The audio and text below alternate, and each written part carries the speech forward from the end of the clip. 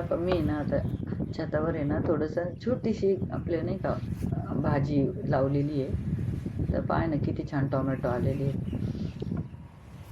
त्याला काही मी जास्त हे करत नाही, फक्त वेस्टेज राहिलेलं भाजीपाल्यांचं हे टाकते. आणि हे हे हळद. तर ह्या हळदीच्या पानातले पानगी वगैरे मग तेवढंच कधीतरी 1-2 डिश होतात, जास्त नाही काही, पण तेवढंच आपण स्वतः लावलेल्या ह्याच्यात आपण तयार केलेलं हे खायचे पानं, हे चुका, पुदिना. ते पाणीपुरीसाठी पुदिनाचा उपयोग तुम्हाला भरपूर रेसिपी आहेत, पुदिन्याची चटणी वगैरे. मग त्याच्यासाठी मला विकत आणावं लागत नाही आणि स्वतः लावलेल्या ह्याच्यातून स्वतः रेसिपी करून खायला इतकी मजा येते ना, म्हणजे त्याची मजा वेगळीच आहे. स्वतःच्या हाताने लावून स्वतःच्या हाताने करून खायचं.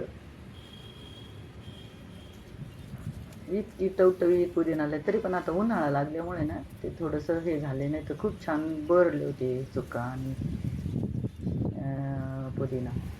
थोडासा छोटासा कढीपत्ता आहे.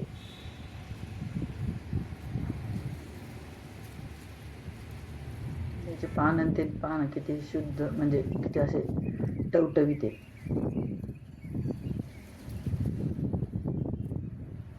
आणि मी त्याच्यात काहीच कोणतंच म्हणजे कोणतंच खत वापरलेलं नाही, कोणतंच. नॅचरली फक्त पाणी आणि तेच टाकते, त्याच्यावरच आलेलं आहे.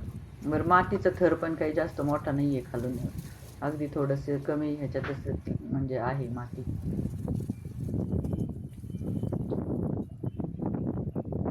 8 ते 10 दिवसातून निघती भाजी एखादी. आमच्या कुटुंबापुरती 4-5 व्यक्तींसाठी होती.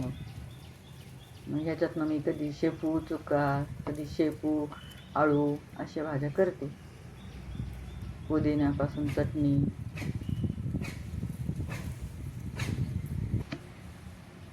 गवती चहात दररोज 1-2 पानं चहात टाकायला मिळतात. लाजळूचं पण आहे हे पहा, आळू गावरान पण आहे आणि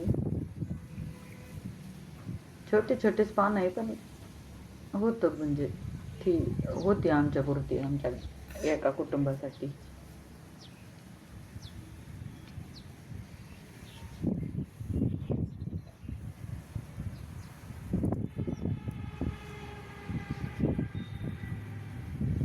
तर सांगा मग कशी वाटली माझी टेरेसची छोटीशी, एकदम छोटीशी बाग.